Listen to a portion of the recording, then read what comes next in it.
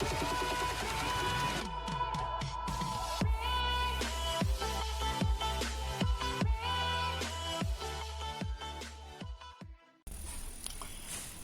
day everyone, welcome to this tutorial series on air conditioning system. We basically have three types of air conditioning system in the building industry. We have the small scale, where we have the split type AC, the window type, and the portable AC. We also have the distributed system and the chiller system. But to efficiently actualize the design process, it will be logical to classify air conditioners based on their supply system. So we now be having two types system, the pipe based and the duct based air conditioning system. In this video, we will be designing for the pipe-based system, where we'll be having the small scales, some distributed system as it may apply, such as the multi-split and the VRF air conditioners. Let's take a look at the design process. We do consider two things while designing for air conditioners. The first thing is to consider the best position to place our unit in the case of proprietary devices, which is the outdoor and the indoor unit. For the indoor unit, here is my legend for this project. We have a unit below wall mounted AC evaporator fan, which is a split wall hung air condition. Likewise, we still have the floor standing in this our project, which is an inverter type 2. Actually, I prefer these inverter models because of their low power consumption. So for the indoor unit, the design is based on the true analogy, likewise the noise, although we rarely consider the noise in a split or this proprietary system, and the spread, which implies how possible the refrigerant can be diverged from the unit position. So for the throw, it simply means how long the unit or the outlet can distribute the refrigerant. So for example, now in this our dining, we have this as our dining room. If we were to consider the throw, we need to understand the longest side of the room. For example, we have this,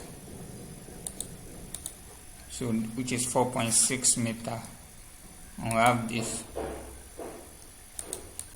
which is 3.4 meter. This implies if I'm having my AC, my indoor unit, somewhere around this end, I will have a longer throw than having it around this end. So, although sometimes we also do consider the home occupant. Sorry for the ambience. So, although we also do consider the home occupant, if the occupant will be close there or will be very close to this end.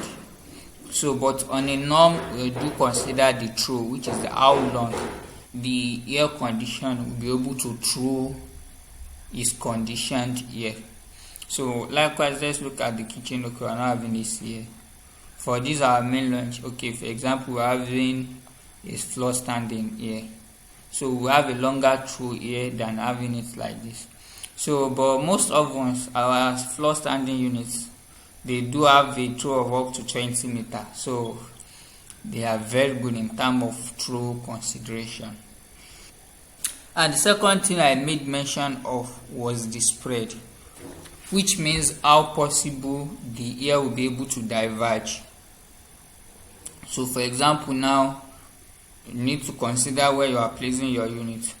Will the air be able to diverge through the entire room or not, so that it won't be an hiding place? But for a centralized system, we also do consider the air pattern and likewise the drop. which I will further elaborate in the duct system.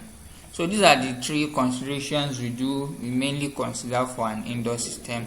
We consider the throw. You see, we can able to throw long, can able to have a longer throw here. That's why I place my unit here. So, and we can have an equilateral spread. That's why it's somewhere close to the center. I didn't put it at somewhere here which only occupants closer will be able to enjoy it. I didn't place it close to the wall, so it's just that because I'm trying to consider the spread, Ctrl Z. So, and the noise, which I said rarely consider them in this kind of system. And for the outdoor units, you know, the outdoor units do use pumps. Here is it, split AC compressor condenser outdoor unit. So they do use pumps. So we need to consider the best fit so as not to overload the pump, except if it's a VRF system. You know, in a VRF system you can have an height of up to 100 meters. But for all these multi-split or a split system, it's good to place our outdoor unit very close to the indoor unit, which implies we take into consideration the elevation and the distance from the indoor unit. Let's take this project as a case study. It's actually a commercial project. So this is our room. So to determine the best fit for our indoor unit, let's copy up from our legend over here. That's our legend. Okay, we're having our legend here. Okay, here is it. So we have one. We'll be using wall and this Ctrl C, and in our project Ctrl V. Yep.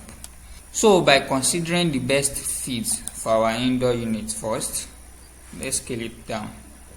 SC 0.8. So here is it. This is our project. By considering this place, we'll be having a longer through because here is the dimension F3. We have 2.8 meters here, and we have 3.1 meters here. So by considering this position, this axis will be having a longer through than by considering this horizontal axis. So we can either place our unit in terms of through, we can place it here or here.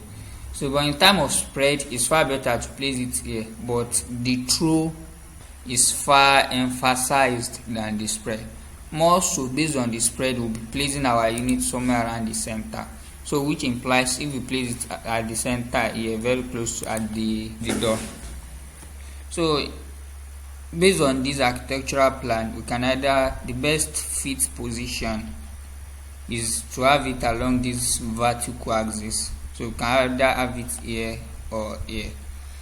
Moreover, as a building services engineer, in terms of best practice, it's better to have it at the very close to the door, at the door head here than here. Especially this is a store or is a shop, so they will definitely stock all these axes, all these areas. So it's far better to have it here, and we can have our switch somewhere very close here.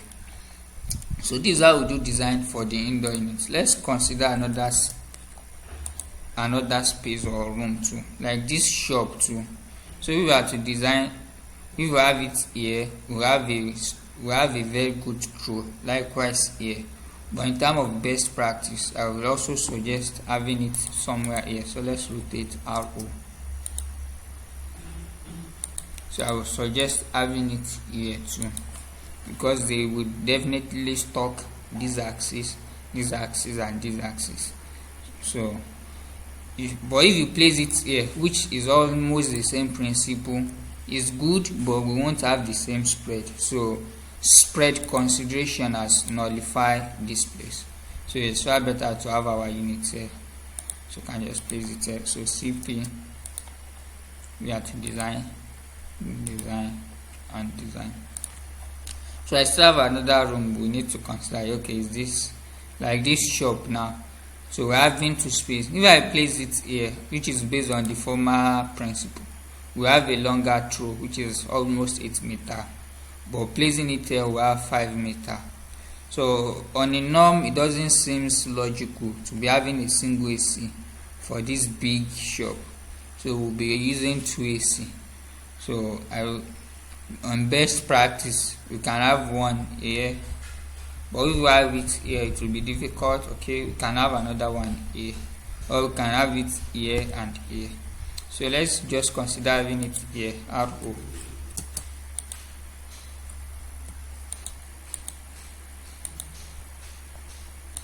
Can have it here.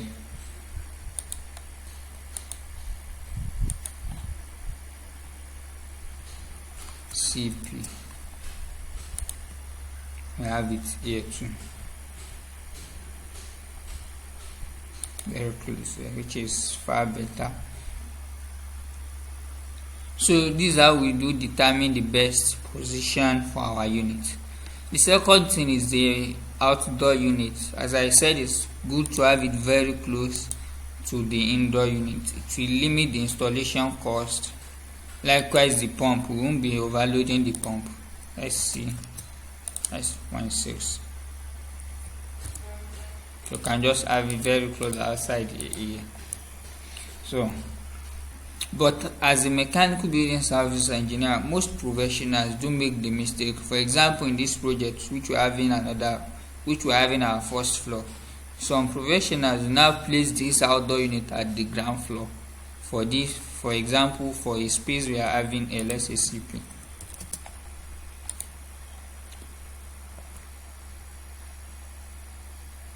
Yeah, so they will now place the outdoor unit at the ground floor. This might probably because of their aesthetical impact, but based on my professional experience in the industry, home occupants used to complain that their AC is not cooling, it's not that cooling, because they've forgotten that they've overloaded the pump, because the pump will have to drive the air, refrigerated air, from the ground floor to the first floor before even dispersing it into the room. So as a professional, it's far better to have it somewhere very close. It doesn't mean to be as much closer, but somewhere very close to the indoor unit. So for our first floor, we'll be having it somewhere here too. So this is how we do determine the best position for our indoor and outdoor units. So we've considered the throw, likewise the spread, and likewise the noise. The next process, having placed our units at their respective best position, is to proceed to the unit sizing. We'll be elaborating this in our subsequent videos. Don't forget to like and subscribe. See you next class. Thank you.